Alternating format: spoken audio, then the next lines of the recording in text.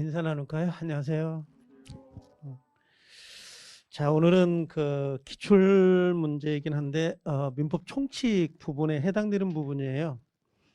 뭐 특별하게 무료라고 해서 뭐 특별하게 성의 없이 강의하려고 하는 게 아니고 한 두 타임이죠. 이번 주하고 다음 주까지 해가지고 총 네 타임 정도로 해서 문제를 풀어내는 거 어떻게 보면 합격 비법이라고 해야 되나요? 그 문제를 풀 때게 그냥 문장을 이렇게 푸는 게 아니라 뭔가 이렇게 포인트를 찾아내려고 하는 방법을 좀 가르쳐 드리고 싶어서 그래도 가장 요 근래 끝난 부분이 민법 총칙이기 때문에 그 부분을 위주로 해서 좀 하려고 하는 거거든요. 우리가 중개사 시험은 거의 대부분들이 절대평가라고 보통 이야기를 많이 하죠. 절대평가, 상대평가 하지만 앞으로 중개사도 뭐 상대평가로 바뀐다는 말도 있긴 합니다만 아직은 입법 예고가 되질 않아서 아마 조만간 통과되지 않을까 그 생각은 들긴 해요. 거의 대체적으로 본다면. 보통 절대평가하고 상대평가가 있으면 절대평가가 워낙 문제가 가끔 시험장에 들어가 보면 40문제 중에서 최소한 3문제, 4문제는 수업 시간에 다루지 않았던 부분이 분명히 나와요. 그래서 절대평가가 훨씬 문제가 어려워요. 상대평가보다. 상대평가는 대략 문제가 쉽습니다. 누구나가 풀 수 있는 문제인데 경쟁을 하다 보니까 이번에 100명만 뽑아요. 그러니까 경쟁이 심해서 그러는 것이지. 문제는 대체적으로 거의 대부분들이 풀 수 있는 문제를 줍니다. 상대평가는. 근데 절대평가는 어차피 예를 들면 우리가 잠깐만 이야기해 보면 우리가 40문제가 민법이 40문제라고 하지만 여러분들 민법 40문제를 40문제만 가지고 생각을 하면 안 돼요. 항상 혹시 여러분들 그 시험장에 가보신 분들은 알겠지만 저도 1년에 시험은 여러 번 보거든요. 그냥 취미가 시험 보는 거예요, 제가. 아마 전국의 어느 수험생보다 가장 시험을 많이 보는 사람이 저일 거예요. 산업인력공단에서 시행되는 시험 중에서 가장 시험을 많이 보는 사람이 저거든요. 근데 거의 떨어져요. 90%가. 붙지를 못해요. 그냥 일요일 날 심심하니까 시험장에 가서 시험 보고 와서 그냥 떨어지고 그런 스타일인데. 근데 시험을 가장 많이 보는 것 같아요. 뭐 중개사뿐만 아니라 다른 기사 시험도 많이 보는 편의 입장인데. 우리는 1과목 시간에 40문제가 학계론이 있잖아요. 그럼 총 80문제를 가지고 문제를 시험을 보거든요. 거의 대부분들이. 여러분들 문제를 풀어보면 특히 민법 같은 경우는 예전에는 짤막짤막 했었어요. 근데 짤막짤막 하면요. 뒤에 배경이 없다 보니까 이의 신청이 들어와요. 그럼 이의 신청이 들어오면 구제를 해주잖아요. 그럼 산업인력공단이 감사를 받습니다. 왜 너희들은 이렇게 틀린 문제를 내가지고 이의 신청을 받아서 많이 구제를 해주냐. 그러다 보니까 이의 신청을 안 받기 위해서 문장을 길게 냅니다. 지금은. 왜냐하면 배경을 그려주면 이의 신청이 들어올 상황이 리스크가 점점 줄게 되는 거죠. 그 상황을 그려주는 거니까. 이러이러해서 이러이러한데 어떻게 되니? 이렇게 물어보는 형태거든요. 지문이 길어져 버리는 거야. 지금은 전체가.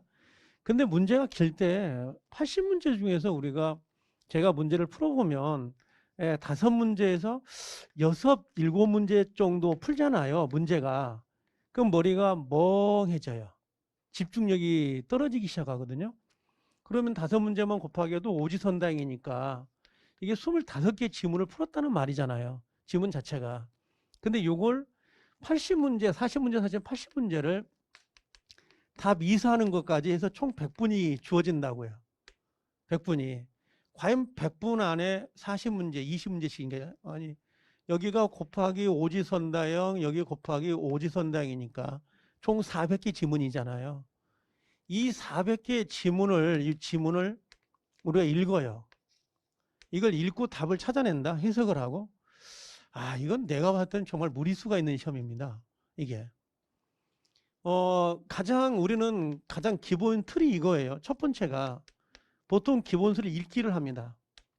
보통 기본서라고 하는 거죠. 기본서 읽어요. 그러고 나서 읽은 다음에 이걸 이해를 시킵니다. 이해를 시키거든요. 그 다음에 이해를 해라고 그래요. 수업 시간마다 이해를 해라고 그래요. 이해해라. 저는 그게 싫거든요. 이해를 해라는 게 과연 쉽지 않아요. 전공자도 아니고 여러분들 비전공자들이거든요. 우리가 통정허위 표시를 어떻게 알겠어요? 이게 배워서 조금 알게 되지만 이게. 그 다음에 여기다 뭐라 하냐면 암기를 해라고 그래요. 암기라는 건 중요 부분의 표시라는 거죠. 이 부분은 꼭 외워야 된다. 키워드를. 키워드입니다, 결국은. 이거 워드제 W죠. 이게. 그러고 나서 이걸 시험에다가 대비를 해라 그래요. 그러면 여기서 여기까지 오는데요. 제가 봤을 때는 3년 걸려요. 3년. 그건 중개사 시험을 뭐 3년씩이나 공부합니까? 미안해요. 3년 되신 분 있을 건데. 실수했네. 예. 아니, 요즘은 3년, 4년 가기도 하니까 저는 항상 그러거든요. 중개사 시험은 5년까지 더 괜찮다.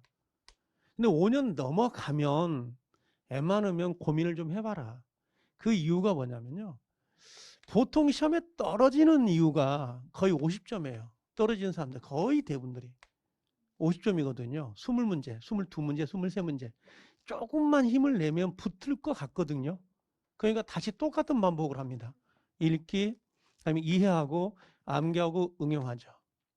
계속 이게 해년마다 반복이 돼요. 그 해 운이 좋아서 문제가 쉽게 나오면 당연히 붙어요, 안 붙어요? 붙어요. 그건 운빨이에요. 이건요. 운빨이거든요. 저는 제가 하고 싶은 건 이따 보면 알겠지만 이걸 생략하고 싶은 거예요. 이걸 생략해버리고 암기하고 표시한 다음에 시험에 바로 대비를 하면 예를 들면 40문제가 아니라 30문제만 풀면 되는 거 아니냐. 10문제 버려버리고. 그게 제 지론이에요. 이게.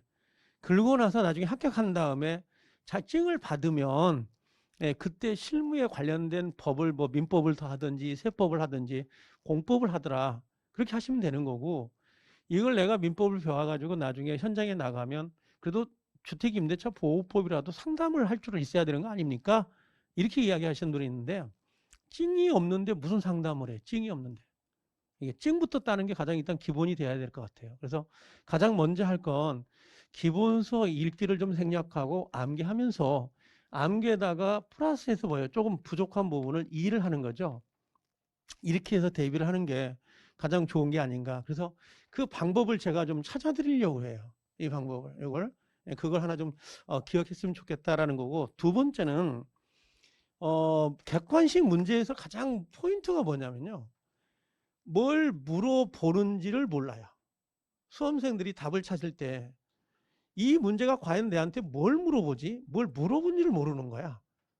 만약에 설문지가 문제가 있으면 문제가 한 줄 정도면 좋은데 요즘은 2줄, 많아지면 3줄까지도 가요. 이게 특히 사례형 같은 거. 갑을 병까지만 나와도 괜찮아요. 병까지면 병든다기라도 하나 찾죠. 정까지 오면 정이 되면 정신이 없어요. 혼미해진다고. 근데 무까지 그려져요. 이게 무아지경에 빠지는 거잖아요. 거의 대부분들이. 이게. 그러니까 객관식은요. 이건 무엇인가요? 이게 물어보는지 요걸 찾을 줄 알아야 되는데 누가 주체가 누구고 객체가 뭐고 뭘 물어본지를 모르는 거야. 이게. 근데 문제가 나오면요. 쭉 가다가 앞에 설명을 합니다. 갑은 을에게 어떻게 뭐 했다? 끝털이에 물어보는 게 끝털에 있는 거거든요. 이걸 못 찾는 거야, 이걸. 이걸 못 찾으니까 과연 1번부터 2번부터 3번까지 쭉 넘어가면서 대체 얘가 뭘 물어보지? 그리고 지문을 읽어가지고 뭘 물어보는지를 찾으려고 그래. 거꾸로. 그럼 이미 가버립니다, 이건요. 그러니까 문제를 풀면서 얘가 우리 아까 그런 거 있잖아요. 공유 같은데 점유 취득할 때 문제가 이렇게 나오는 거야. 갑이 소유자인데 을이 시효 완성자가 20년간 소유 의사로 평온 공연하기 점유하고 있었다. 그런데 등기하기 전에 소유자가 바뀌었다? 이 지문이 나와요. 그럼 등기하기 전에 시효 완성자가 등기하기 전에 소유자가 바뀌었다? 그럼 뭘까요? 새로운 소유자 이해관계인 제3자 새로운 소유자에게 등기를 청구할 수 있느냐 없느냐를 지문을 읽지 않아도 포인트가 나와 있어야 되는 거야. 이미. 뻔해요. 시효 완성 후에 등기하기 전에 제3자가 소유권을 취득하였다. 그럼 답은 뻔해요. 등기 청구할 수 있니? 그거 물어보는 거야 지금. 그럼 답이 그게 보이는 거거든 이게. 근데 뭘 물어본지를 모르니까 일일이 다 읽어가지고 딱 풀고 나고 5개 넘어가면 비몽사무냐. 그러다가 60번 이상을 넘어가 본 적이 없어. 모의고사를 볼 때마다. 에라 75번이면 무조건 일렬로 세워버려. 그냥 5번 답을. 그렇게 되니까 시간이 부족해버리는 거야. 이게. 시간을 100분을 줘도 부족하거든요. 나중에 가보면. 그래서 될 수 있으면 세 번째, 민법은 반드시요, 암기할 부분은 암기해서 키포인트를 찾아야 돼요. 그래서 이걸 뭘 해야 되냐면 공식화 시켜야 돼요. 공식화. 공식화 시켜가지고 예를 들면 1번, 이 지문이 나오면 끝으로 이게 바뀐다, 오른다, 틀리다. 요게. 요 2번 읽다 보면 요게 나오면 요게 답이다라는 걸 중간에 찾아내야 돼요. 공식처럼. 그래야 접근하기가 빨라요.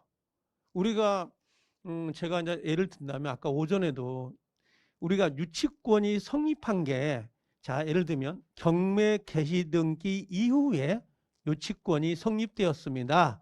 이런 멘트가 나와요. 그럼 뻔해요. 물어보는 게. 경매 개시 등기 이후에 유치권이 성립됐다면 낙찰자에게 대항할 수 있냐가 문제예요. 이게. 낙찰자에게 대항할 수 없거든요. 그걸 물어보는 거야. 문제를 물어보는 게.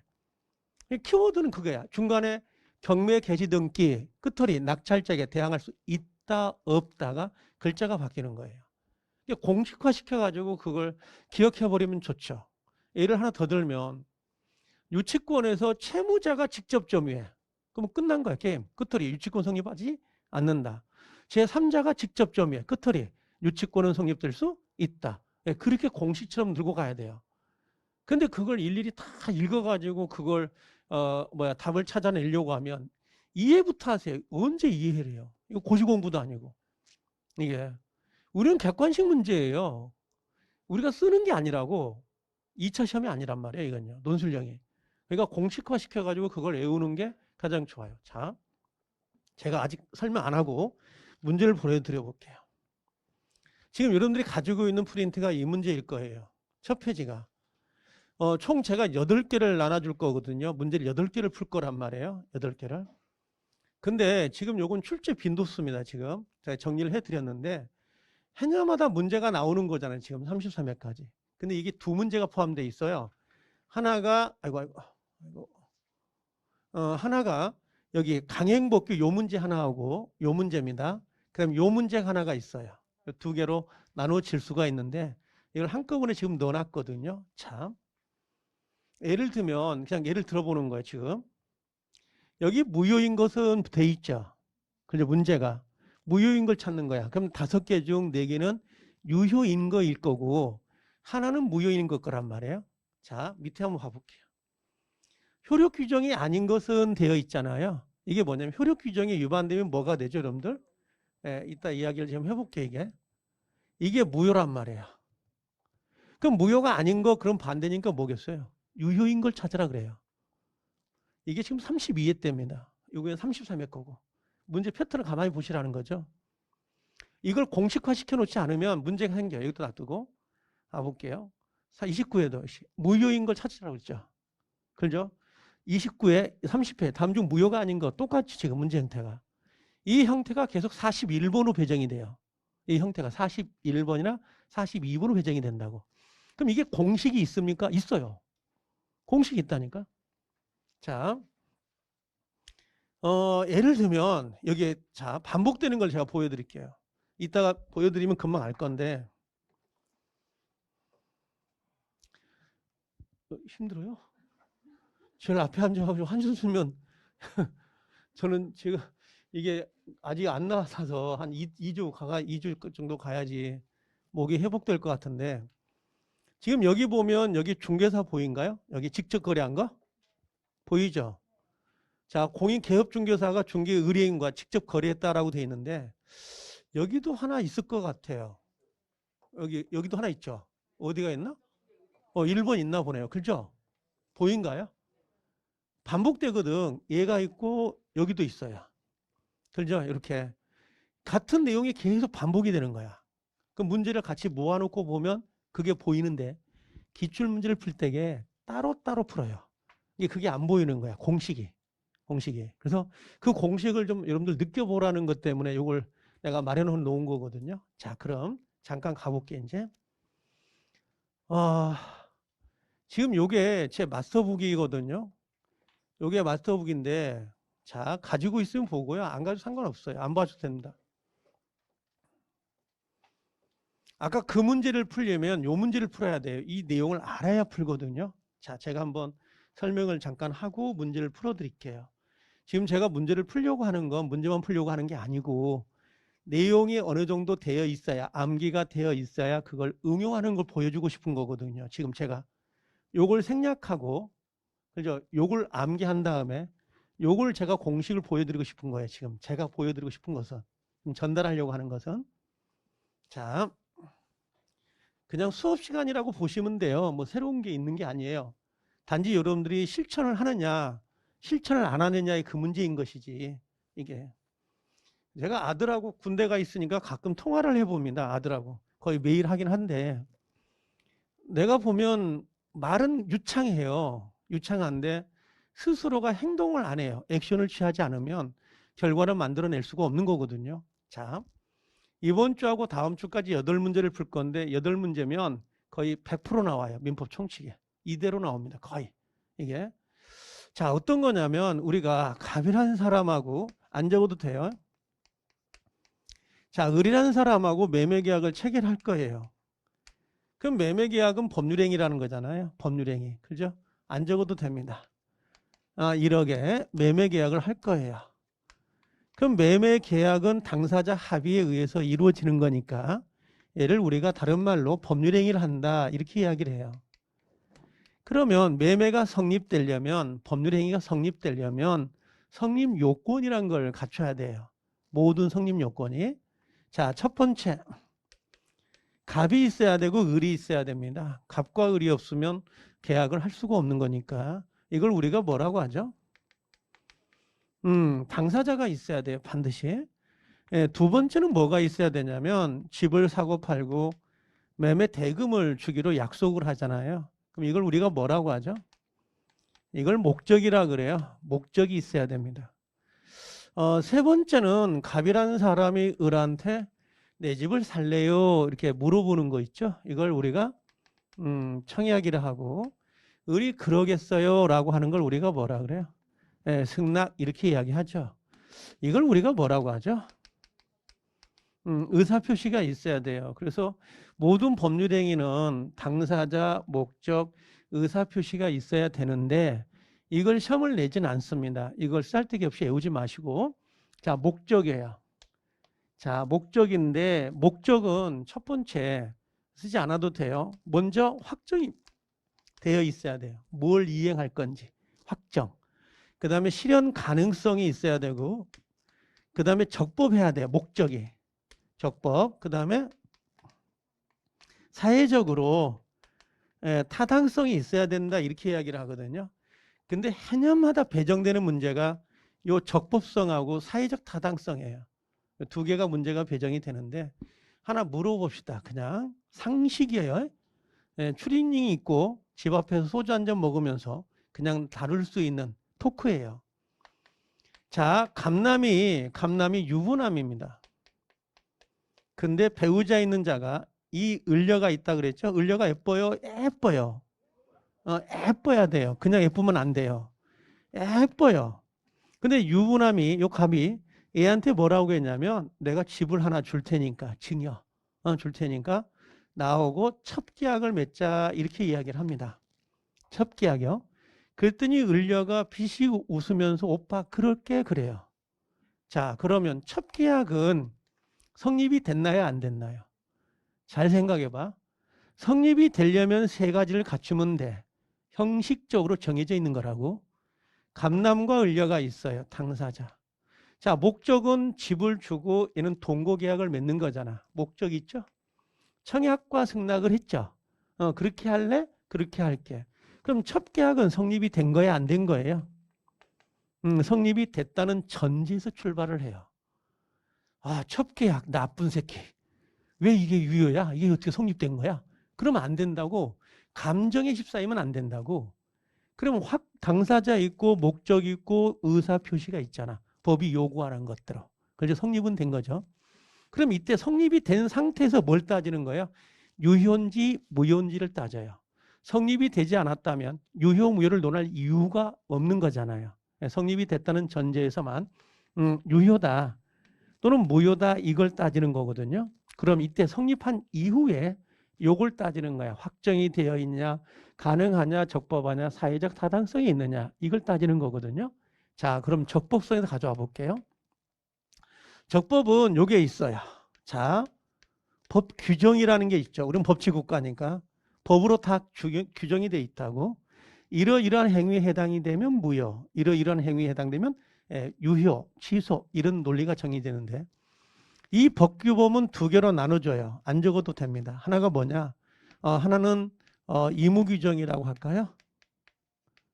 의무규정이라는 게 하나가 있고, 또 하나가 강행규정 두 개로 구별이 되죠. 이렇게. 의무규정은 우리가 선풍기라 그래요. 선풍기는 선량한 풍속, 기타 사회 질서와 관계가 있는 거, 없는 거. 없는 거. 선풍기와 관계가 없기 때문에 당사자가 이걸 배제할 수 있다, 없다? 있어요. 법에 규정이 돼 있더라도 이걸 배제해버리고 새로 약속을 할 수가 있다고. 유치권 같은 경우는 법의 규정에 의해서 발생이 되지만 당사자가 이걸 배제해버리고 유치권이 성립되지 아니하도록 할 수 있다고. 그러면 자, 의무 규정은 법의 규정이 있어도 달리 정할 수 있어요, 없어요? 있다는 말이잖아요. 그죠? 이건 어때요? 우리 임대차에서 임차인이 필요비나 유익비를 지불하면 누가 부담을 하죠? 임대인이 부담을 해요. 임대인이, 집주인이. 근데 계약을 할 때 임대인이 임차인한테 뭐라고 했냐면, 내가 월세를 한 60을 받아야 되는데 내가 50만 받을게. 그 대신 그 필요비 같은 거 들어가잖아. 그거 네가 고쳤어, 임차인. 네가 고쳤어. 그랬더니 임차인이 그러겠다는 거야. 그럼 원래 법에는 임대인이 부담하게 되어 있잖아요. 임대인이. 근데 서로 약속을 해서 누가 부담하기로 약속을 한 거야? 임차인이. 이게 의무규정이에요. 이런 것들이. 법에 규정이 되어 있다 하더라도 배제하고 새로운 약속을 맺을 수가 있는 게 의무규정인데, 자, 여기서 힌트. 의무규정을 위반을 했어요. 위반을 했어요. 유효인가요? 무효인가요? 의무규정을 위반을 했습니다. 유효인가요? 무효인가요? 그러면 사람이 착각한다. 의무규정? 법을 위반했어? 위반이야? 위반이 점점 커지는 거야. 위반이 나쁜 새끼. 무효야. 아니야. 의무규정은 위반해도 유효, 무효. 유효야. 그럼 위반이 무슨 말이에요? 법에 규정이 되어 있어도 당사자가 배제하고 새로운 약속을 할 수 있다는 거야, 없다는 거야? 있다는 거야. 그게 유효라는 거지. 근데 강행규정은 선풍기와 관계가 있어요, 없어요? 관계가 있는 규정이에요. 선량한 풍속과 관계된 거라고. 그러면 강행법규는 사회 질서 같은 경우는 당사자 의사에 의해서 좌지우지 될 수가 없어요. 법에 규정이 돼 있는 거. 그럼 얘를 위반하면 어떻게 해야 돼요? 위반하면 보통 우리가 무효입니다, 이렇게 이야기를 하거든요. 이렇게. 그런데 이 강행규정 안에 두 개가 들어가요. 어떤 내용이 가지고 있냐면, 하나가 효력규정이라는 게 있어요. 외우지 마세요. 지금 이거 외울 필요가 없는 거야. 그 다음에 이 강행규정 안에 단속규정이라는 게 있어요. 두 개로 구별이 되는데, 얘는 효력이고요, 얘는 단속이거든요. 효력규정에 위반되면, 이게 위반되면 얘는 무효가 돼요. 근데 단속규정에 위반이 되면 얘는 유효가 돼요. 다만 얘는 처벌을 받아요. 처벌을 받는데 그 행위 자체는 유효예요. 자, 예를 하나 들어볼게요. 잠깐만. 이 베이스를 깔고 문제를 봐야 돼서 보여드리는 거예요. 왜 우리가 수업에 이론 수업을 왜 하는지, 왜 그렇게 하는지를. 자, 갑이라는 사람이 소유자인데요. 을이라는 사람이 서류를 매매를 했다고 할까? 매매를 했어요. 그럼 매매는 법률행위잖아요. 잔금 치라면 얘가 등기 가져와야 돼, 안 가져와야 돼요? 등기를 가져와야 소유권을 취득할 수 있잖아요. 그죠? 근데 등기가 안 됐어요. 이걸 뭐라고 하죠? 여기다 써야 돼. 미등기. 이걸 미등기 그래요. 근데 미등기 상태에서 얘가 병한테 다시 매매를 합니다. 그럼 이걸 뭐라고 하냐면 이걸 뭐라고 하죠? 미등기. 이걸 전매라 그래요. 예, 다시 팔았다는 거죠. 등기 없이 매매가 됐어요. 이 사람한테. 자, 근데 원래 등기는 매매고 매매니까 원래는 순차로 넘어와야 되는 거잖아. 등기가. 이런 식으로. 그죠? 그러면 자, 요렇게 넘어가 볼게요. 1번 갑. 그 다음에 두 번째 을. 세 번째 병. 이렇게 넘어와야 되는 게 등기거든요. 근데 지금 여기는 등기를 이렇게 넘겨버린 거야.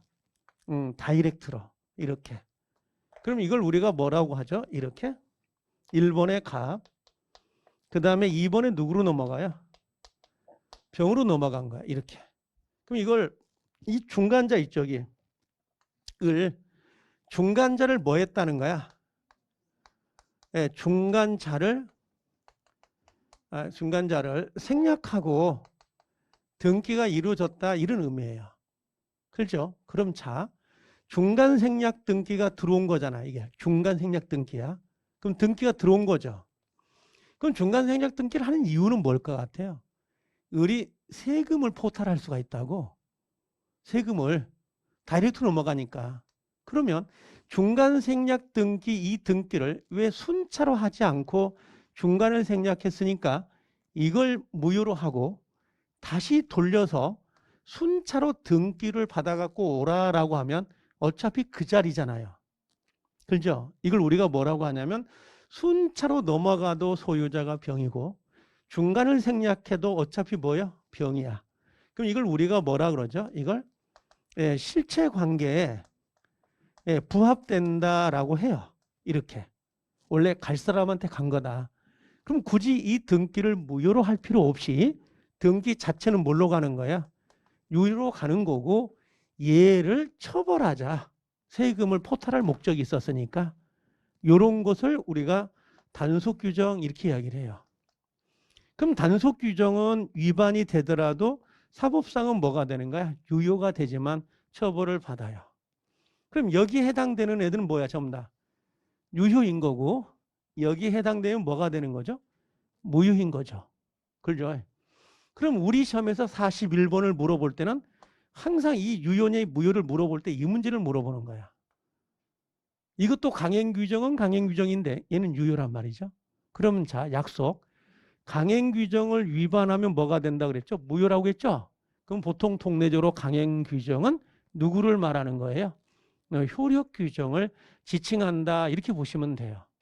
효력규정을. 자, 그러면 여러분들이 해야 될 일이 이거야.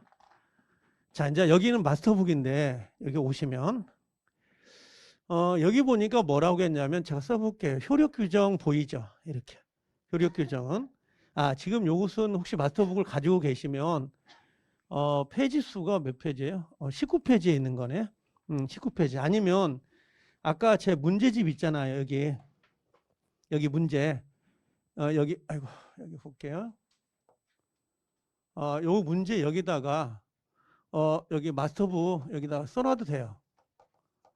19페이지 이렇게 써놓으면 요게 같이 연결이 되는 부분이에요.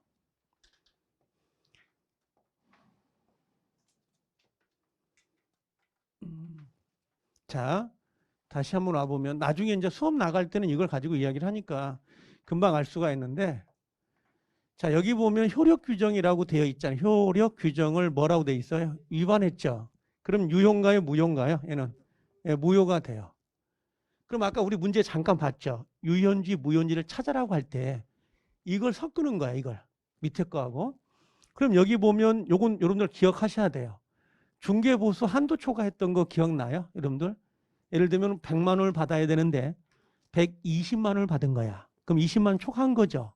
그럼 전체가 무효겠어요? 초과 부분만 무효겠어요?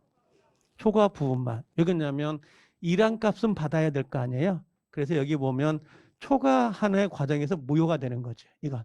자, 그 다음에 이자제한법 무효란 건 금방 알 것 같고요. 자, 명의신탁 유효인가요? 무효인가요? 무효거든요. 토지거래 허가 구형 보인가요? 그 다음에 6번에 요 공익법인이 있어요.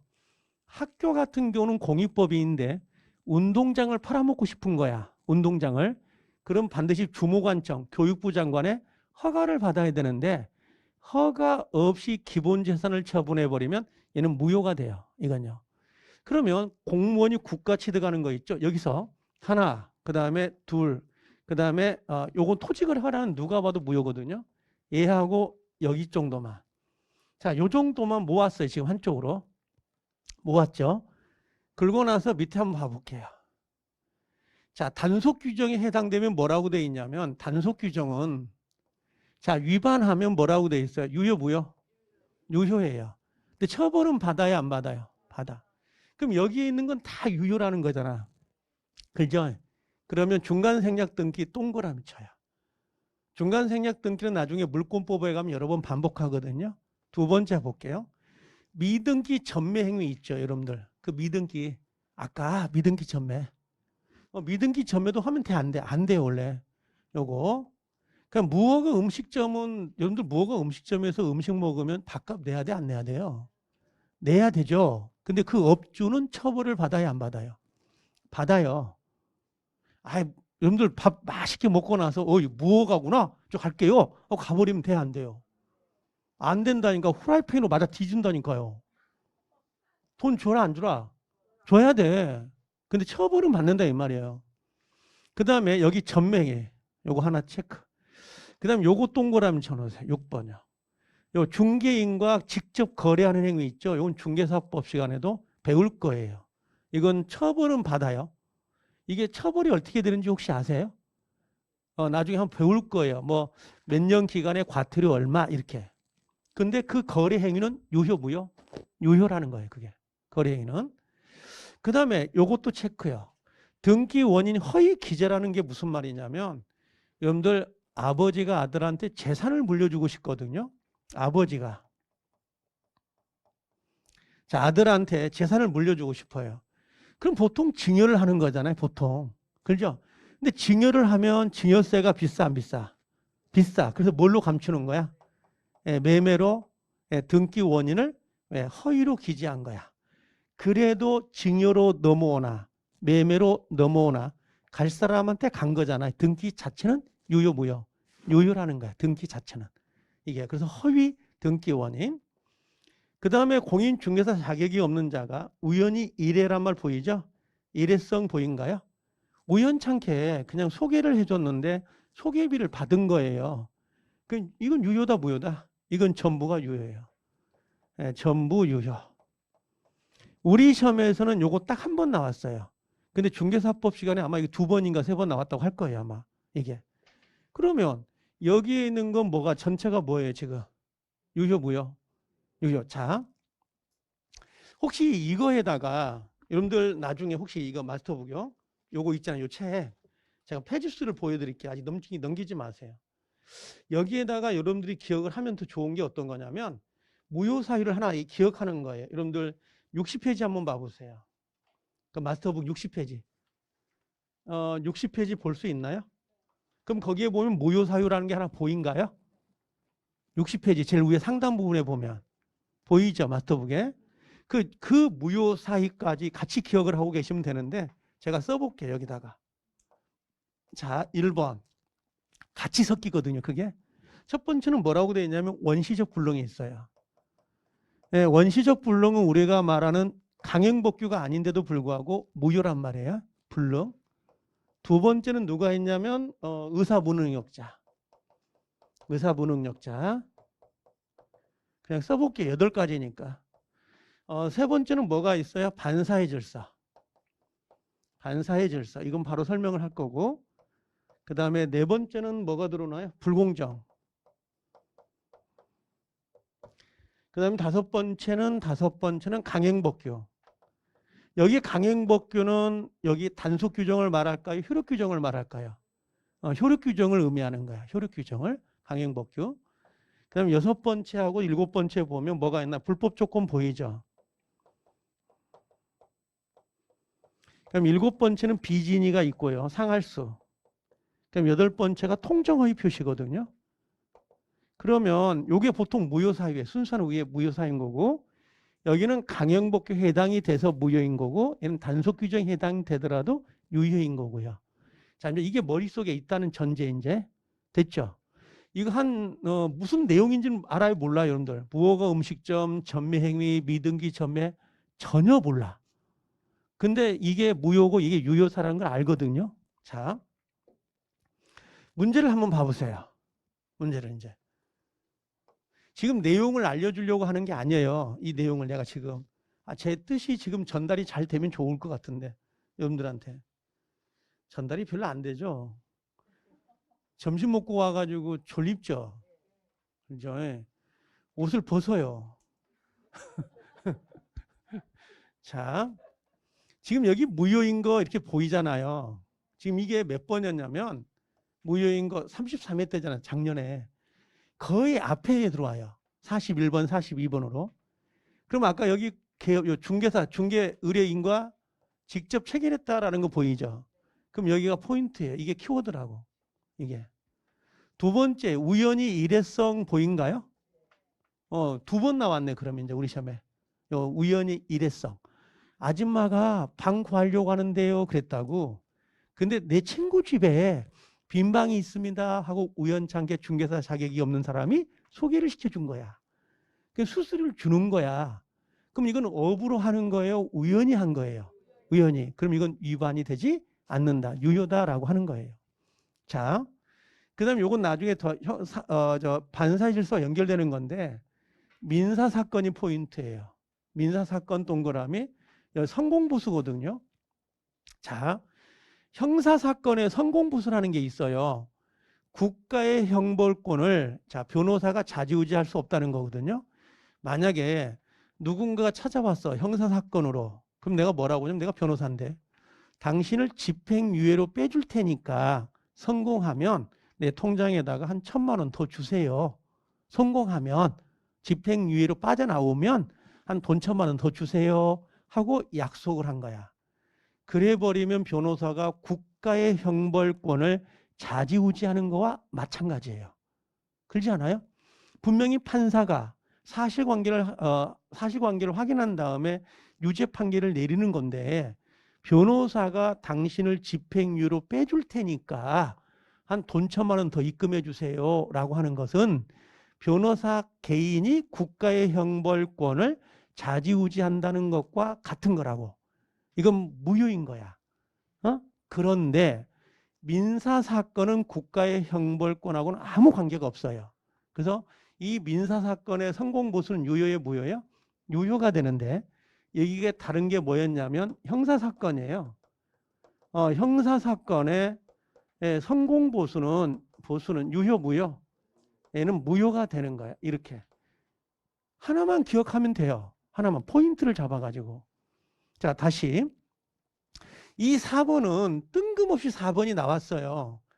이걸 제가 들어봤거든요. 다른 선생님들 해설 강의 들어보고 이렇게 들어봤는데 이게 매끄럽지가 않더라고요. 그냥 두리뭉실하더라고요.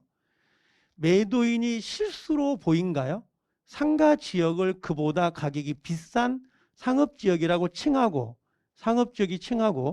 부동산 거래 경험이 없는 매수인이 믿고서 실제 가격보다 2배 높은 대금을 지급한 매매계약이다라고 하는 건데 요게 뭐냐면 불공정 법률행위예요. 실제는 불공정 법률인 뒤에 설명을 할 건데 불공정 법률행위가 성립되려면 그걸 알고 이용할 의사가 있어야 되거든요. 근데 여기는 이용의 의사가 없어. 이따 설명해 드릴게요. 이게 이용의 의사가 없어서 불공정한 법률행위가 성립될 수가 없어요. 그래서 얘는 나중에 가보면 일단은 유효입니다. 이건요. 바로 세 번째 문제에 있을 거예요. 두 번째 문제. 그때 설명을 하고 그 다음에 보험 계약자가 오지 보험사고를 가장하여 보험금을 동그라미 치세요. 보험금 편취. 보험금 편취가 나오면 무조건 103조 위반에 무효가 되는 거거든요. 자, 그러면 자 여기 보면 요걸 하나 더 해볼게요. 여러분들.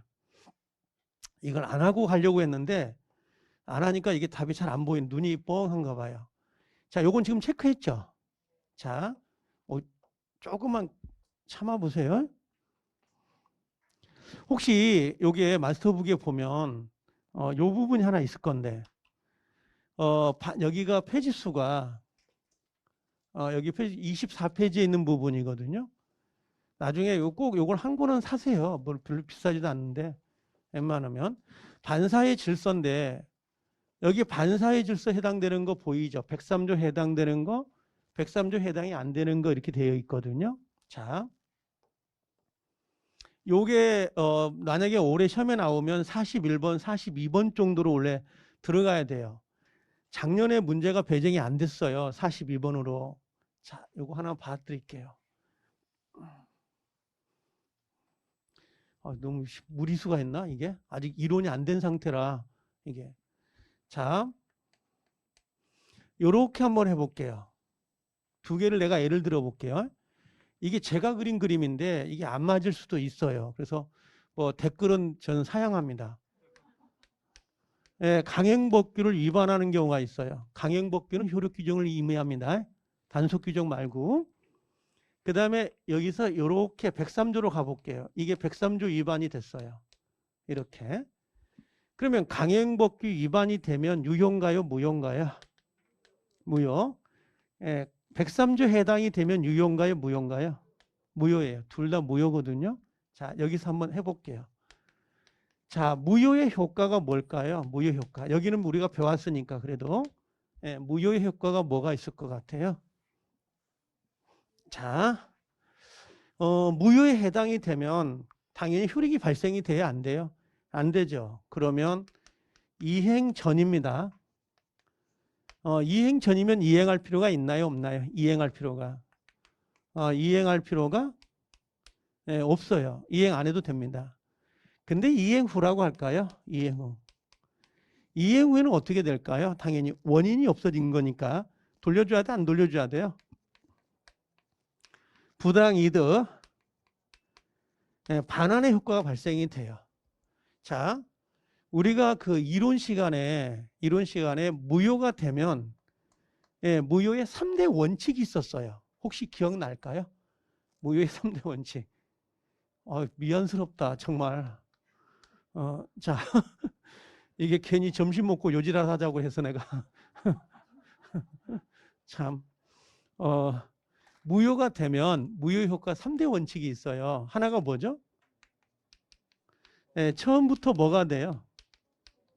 효력이 없어요. 아예 처음부터 효력이 없다고. 소급이 아니라 처음부터 효력이 없다고. 그 다음에 두 번째는 누구나 주장할 수 있다고.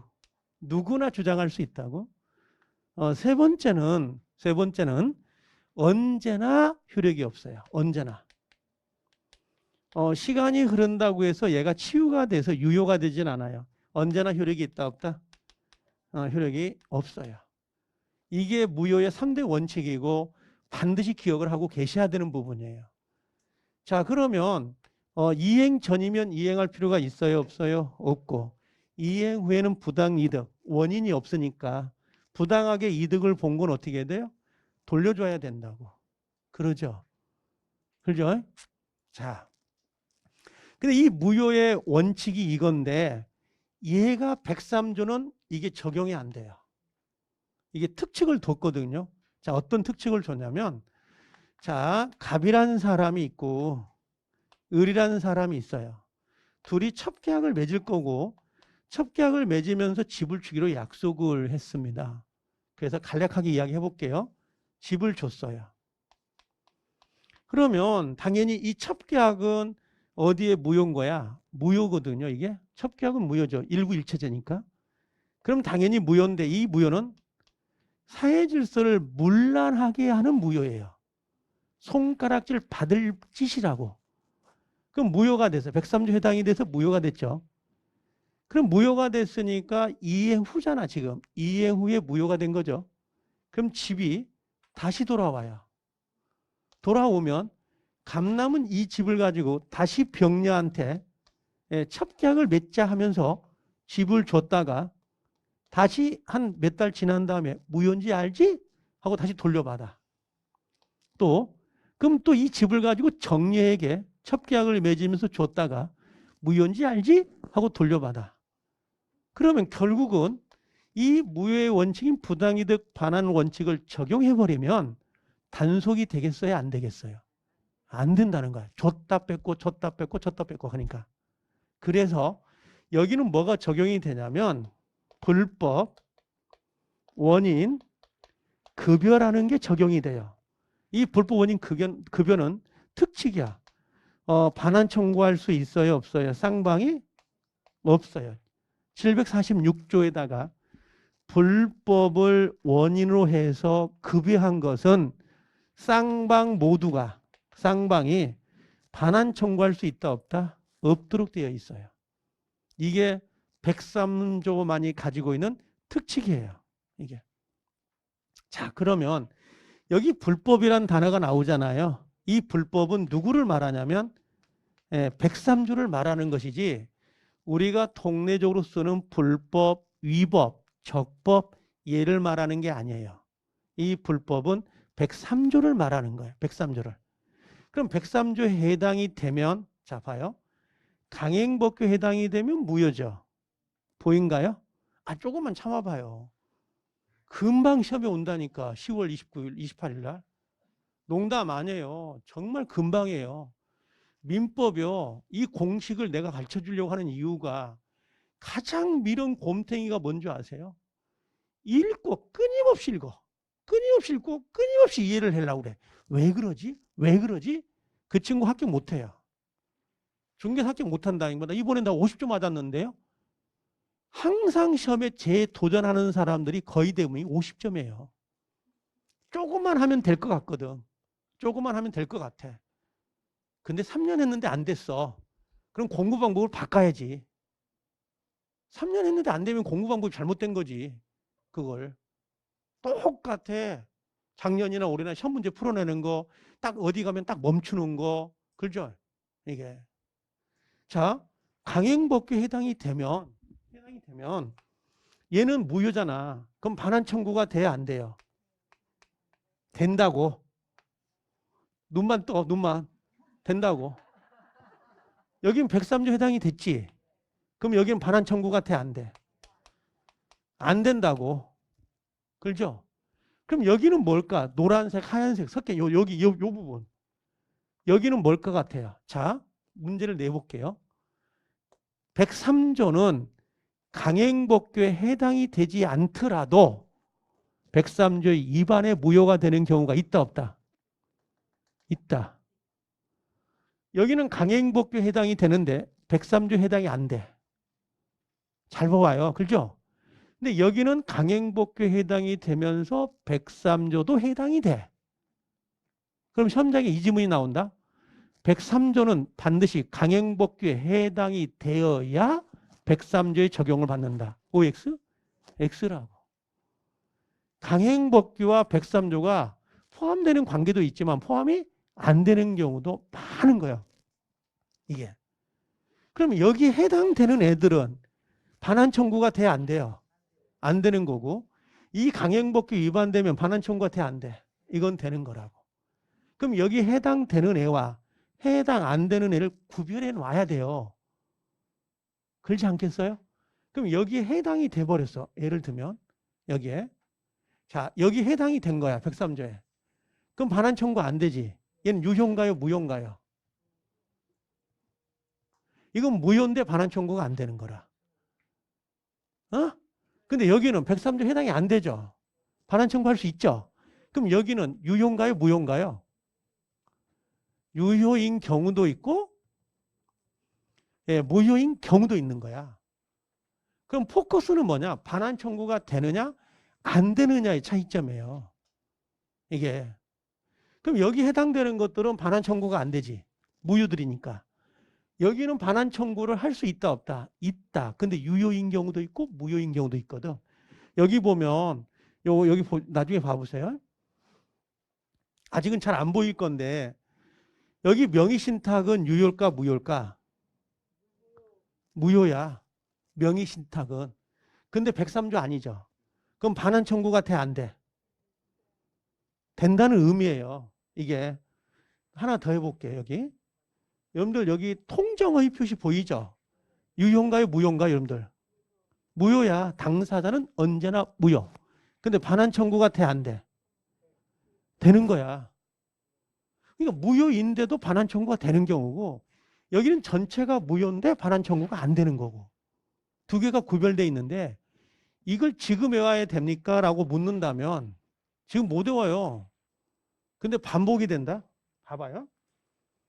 좀 시간이 걸리더라도 이건 해놓고 가자고. 보험금 보인가요?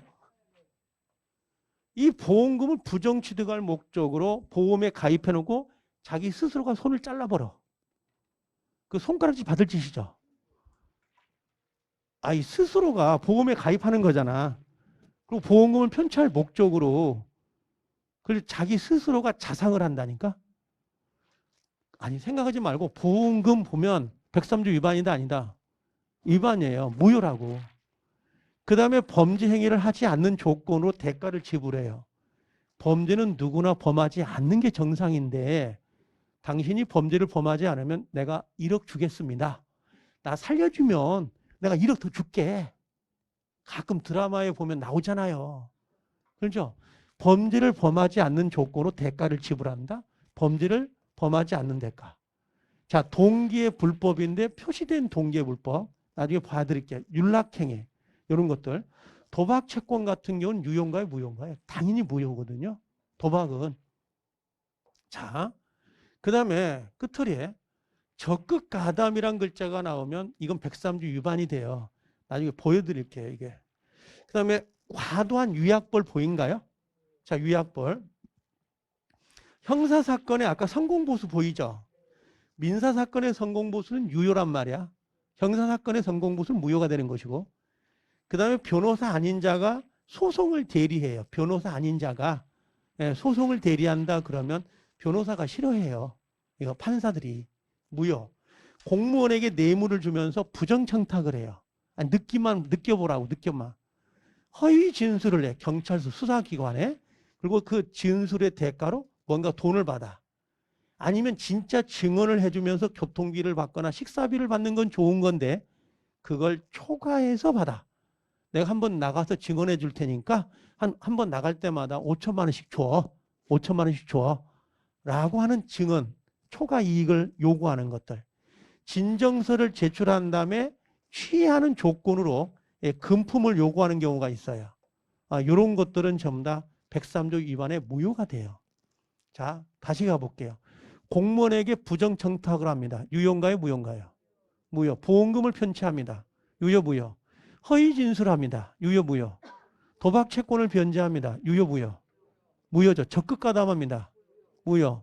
무슨 말인지 알겠나요? 그럼 그 단어가 나오면 판례가 엄청 길지만 그 포인트를 잡는 거야. 다시 가볼게요. 여기서. 이것은 103조 위반이 아니죠. 자, 다시 해보고 내가 지문을 보여드릴게요. 좀 길어지는데 첩계약을 단절해요. 그러면서 양육비를 주는 거야. 첩계약을 단절하면서. 그건 좋은 거 아닌가?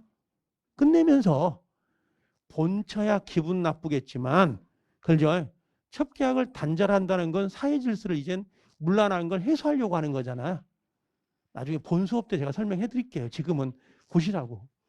그 다음에 세금, 양도소득세 보인가요? 누구나가 세금은 포탈하고 싶어요. 안 내고 싶다고. 이걸 과연 손가락질 할 대상이냐 이렇게 묻는 거야. 아니다. 나부터 세금 뽑아먹으니까 이게. 근데 첩계약을 맺어. 나도 하고 싶지만 그죠? 이건 사회 질서를 문란하게 한다고. 이게 안 되는 거야 그건. 자, 주지인명, 요 강박행위, 외포, 이건 강박이거든요. 사기 강박. 강박. 그 다음에 부정에 놔두고 여기 보면 투기 목적. 투기 목적. 이건 뭐냐면 한강이 보이는 아파트 분양권을 예전에 어떤 사람이 15매를 매입을 했어요. 그러니까 그 분양권을 받지 못한 사람이 소송을 제기한 거야. 어떻게 한 사람이 분양권 15개를 가져갑니까? 이건 투기 목적입니다. 그랬더니 판사가 나도 돈이 있으면 나부터 해. 그래가지고 이건 유효가 된 사건이야. 이게. 그럼 중간 생략 등기는 유효, 무효? 유효. 미등기 전매 유효, 무효? 유효. 그 다음에 비자금 보인가요? 그냥 느낌만 봐봐. 비자금 보이죠? 비자금. 그 다음에 요거 아까 중개업자가 의뢰인 간의 자기계약, 아까 거래한 거. 그 다음에 계약 후 됐습니다. 됐죠, 이제? 자, 보여드릴게요. 여기 보면 이제 지문이 나올 거예요. 이게 실제 판례예요. 나오는 지문이거든요. 그럼 봐보면 소송에서 사실대로 증언을 해줘요. 좋은 거죠. 그죠? 근데 밑에 포인트가 뭐라고 하냐? 예, 수준을 넘었다라는 건 뭐냐면 한번 나가서 진술해서 식사비를 받는 건 괜찮은데 그거 수준을 넘어서 돈을 뭔가 요구했다면 얘는 어디에 해당돼요? 반사의 질서에 해당이 돼서 뭐가 돼요? 무효가 된다고. 자, 2번에 어디가 보인가요? 2번에서는. 어디가 보여요? 보험금이에요. 그럼 지문 읽을 필요가 없는 거야. 보험금에 해당되면 반사의 질서, 사회 질서를 문란하게 한다고. 유효, 무효? 무효야. 자, 여기 보니까 뭐라고 했냐면 도박 채무 변제하고 나오죠. 그럼 얘는 위반이 되면 당연히 103조 무효가 되는데 이건 여기는 수식어가 붙었어요. 부동산 처분에 관한 대리권이 나오거든. 대리권이 나오면 무효라고 할 수가 없어요. 이건 나중에 설명할게요. 자, 명의신탁 보인가요? 아까 명의신탁은 왼쪽에 있었나요? 오른쪽에 있었나요? 오른쪽에. 그럼 명의신탁은 유효인가요? 무효인가요? 예, 무효는 무효이지만 뭐는 아니다. 예, 사회질서에 반하는 위반되는 경우도 해당된다 안 된다? 안 된다고. 그러니까 103조 위반이다 아니다? 아니다. 근데 무효는 무효죠. 그럼 반환 청구가 된다 안 된다? 어? 된다. 이런 의미예요 지금. 이게 무효라고 해서 얘가 무효다 유효를 가리는 게 아니라 반환 청구가 되니 안 되니 이걸 물어보는 거예요 지금. 자, 무효가는 괜찮아 돼 안 돼? 되지 유효. 그렇죠? 부척관계 유효 무효. 척관계 무효. 아니 그 눈빛으로 하고 싶다고 하지 말라니까 안 되는 거지. 근데 첩으로부터 뭐라고 했어요? 전득한 자라고 돼 있는데 나중에 이건 소유권을 취득해요. 언폐물 법칙 때문에. 자, 그 다음에 그냥 해보는 거야. 보는 거야. 뭔가 과도한 위약벌 보인가요? 그 아까 위약벌은 왼쪽에 있었어요? 오른쪽에 있었어요? 왼쪽에 103조 해당이 되는 거야. 무효. 반사의 질서. 103조. 민사사건 뭐가 들어왔어요? 아까. 성공보수. 유효 무효. 무효라고 할 수가 없다. 예, 유효란 말이야. 자, 불법 원인. 불법이 뭐였어요? 불법이 103조 위반된 거야. 급여가 된 것은 반환 청구가 된다 안 된다? 안 된다. 이런 의미잖아요. 그죠? 자, 그럼 이제 다시 가볼게. 아우, 다 이걸 문제를 풀어주는 거 봐서요. 여기 보니까 여기 민사사건 보이죠? 이제 보일 거야 그게. 민사사건의 여기 성공보수는 유효 무효? 유효. 형사사건의 성공보수는 무효. 자, 여기 보험료, 보험금 보여요? 보험금? 보험금 무조건 뭐에 해당된다? 103조 해당이 돼서 유효 무효? 무효가 되는 거야. 제가 말하고 싶은 건 직접거래 일회성, 그 민사사건, 그 다음에 여기 뭐야? 보험금. 요것만 가지고 답을 찾는 거예요. 이걸 처음부터 끝까지 읽어가지고 답을 찾으면 시간이 너무 많이 걸리거든. 자, 두 번째 봐볼게요. 여러분들. 요게 33회 때 문제였고, 정답은 몇 번이 되는 거야, 그러면요? 여기 정답은 몇 번이 돼요? 얘가 5번이 정답이 되는 거야. 자, 그 다음 두 번째 가볼게요. 2번. 아까 효력 규정에 해당이 되면 유효인가요, 무효인가요? 무효죠. 그럼 효력 규정이 아닌 것을 모두 골라라 이렇게 돼 있잖아요. 그럼 무슨 말일까요?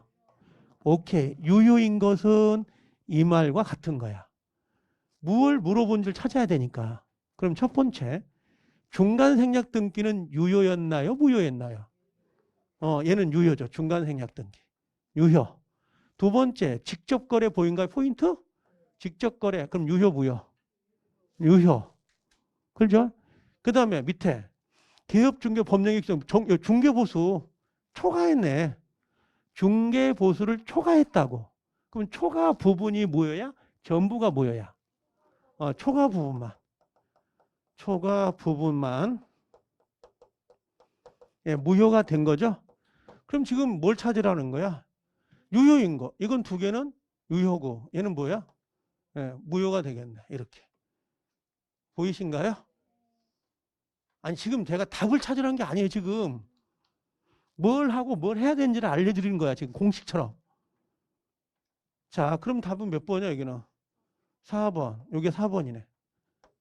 이렇게. 자, 그 다음은 더 파볼게요. 3번은 놔두고 뒤에 갔다 와서 풀어볼게요. 4번 보세요. 4번. 4번 넘어와 보실래요? 자, 4번에 오니까 뭐라고 돼 있냐면 무효인 걸 찾으라 그랬거든요. 무효인 거. 나는 잘 모르겠어요. 어디가 무효인가요? 어디가 무효인 것 같아요? 5번? 4번 같지 않나? 느낌의 냄새에 사회질서 위반된다고 되어 있지 않아? 사회질서 위반되는데 유효일까요, 그게? 사회질서 위반을 줄여가지고 뭐라 그래? 반사회 질서라는 거야. 민주주의가 좋은 거요? 반민주주의가 좋은 거요? 이게 나쁜 거고 이게 좋은 거잖아. 그죠? 그럼 사회질서에 위반되는 걸 뭐라 그래? 반사회질서. 그럼 유효, 무효? 이게 무효지. 그럼 나머지 가보자고, 이제. 혹시 여러분들 무효 말고 제가 취소 사유 이야기했던 거 기억나요? 취소 사유 4개 외워달라고 했는데 아무리 입문과정이라 하더라도 외워주면 좋겠습니다. 첫 번째는 뭐야? 제한 능력자, 미성년자가 행위하는 거. 그 다음에 차고, 또 사기, 또 강박이에요.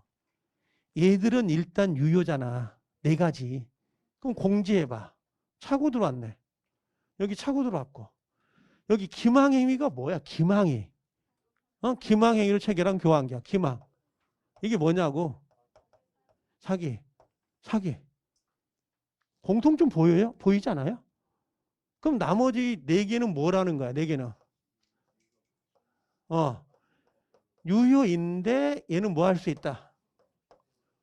예, 요건을 갖춘다면 취소할 수 있다는 말이에요. 이건 문제가 아니에요. 근데 29회 때 정답이 41번. 자, 28번도 봐봐요. 얼마나 웃긴지 아세요? 문제를. 이게 주는 건데 이걸 틀려요. 이게 가장 어렵대요. 실제 여러분들 혼자 가서 보면 이게 가장 어렵다고 그래요. 자, 다음 중 무효가 아닌 거. 그럼 무효가 아닌 거라는 게 무슨 말이에요? 유효한 거. 네, 유효한 거 찾으세요. 이랬다고. 유효한 것은. 자, 상대방과 통정이야. 통정은 뭘로 가죠? 통정허위. 이건 당연히 무효죠. 통정허위 표시. 통정허위. 비통 작사강. 비통통. 통정허위 표시 무효. 자, 전매행위 보인가요? 자, 전매행위. 전매하지 마. 그죠? 5년간 전매하지 마. 근데 위반을 했네. 위반해가지고 뭐 한 거야? 전매했어. 그죠? 유효, 무효. 아까 기억나요? 미등기 전매? 효력 규정 미등기 전매. 미등기 전매. 유효, 무효. 처분은 받아, 안 받아? 받죠. 이걸 뭐라 그래요? 단속 규정 이렇게 이야기한다고. 이걸 뜻을 외우라는 게 아니고 그 단어를 찾는 거예요. 단어. 이해 안 해도 돼요. 관할관청에 허가 없이 학교 기본재산 운동장 팔아먹어버려. 애들이 방학 끝나고 학교 갔는데 운동장이 없어. 왜요? 그랬더니 학교장이 팔아먹어봤대, 운동장을. 이거 교육부 장관 허가 받아야 돼, 안 받아야 돼? 받아야 돼. 안 받으면 효력 규정이 위반돼가지고 무효거든요. 자, 도박 채권을 변제. 유효, 무효? 무효. 도박 채권. 자, 공무원의 직무에다가 부정청탁 그래. 보여요? 부정청탁. 뇌물 주는 거잖아요. 그러면 어떻게 보면 어떻게 돼요? 통정은 요건 뭐야? 이건 103조 아니에요? 근데 유효, 무효? 예, 무효는 해당이 되고. 그 다음에 관할관청 채무면제 요 3개.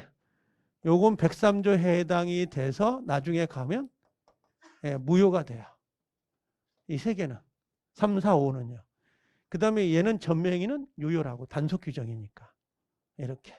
그럼 나중에 가면 이렇게라도 분석이 다 되거든요. 자, 그러면 지금 제가 아까 이야기했던 게 뭐냐? 지금 제가 말하고 싶은 건 유효인지 무효인지를 꼭 41번이나 42번에 내는데 그게 단속 규정하고 효력 규정을 섞어서 문제를 낸단 말이에요. 그럼 단속 규정이 뭔지 모르지만 아까 제가 마스터북 있잖아요.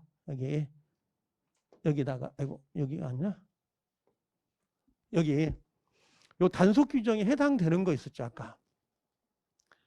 요거하고 요 박스하고 요거하고 그다음에 아까 단속 규정에 해당되는 거 안 되는 거 지금 나눠놨잖아요. 나중에 가면 전체 설명을 다 할 거거든요. 이건 본 수업 때는 요 효력 규정에 해당되는 건 무효지. 그다음에 여기는 단속 규정에 해당되는 건 유효잖아요. 이걸 구별하고 있어야 돼요. 이걸 그래야 이 문제를 맞힐 수가 있다고.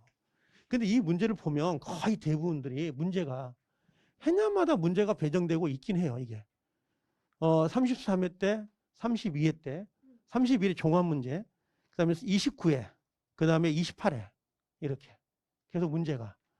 근데 이 문제를 가장 어렵게 생각을 해요. 41번호 문제가 나올 때게 이게 알고 보면 별거 아닌데 이렇게.